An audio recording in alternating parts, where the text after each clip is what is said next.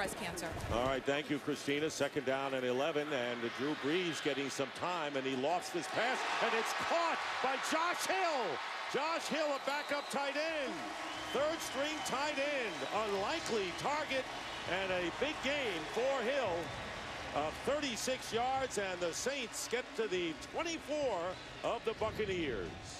When you get quarterbacks that go through their progressions, you watch Drew. He looks at 1, looks at 2, then he throws to his last outlet all the way on the outside. Josh Hill, that's a quarterback being patient and waiting for something to open up.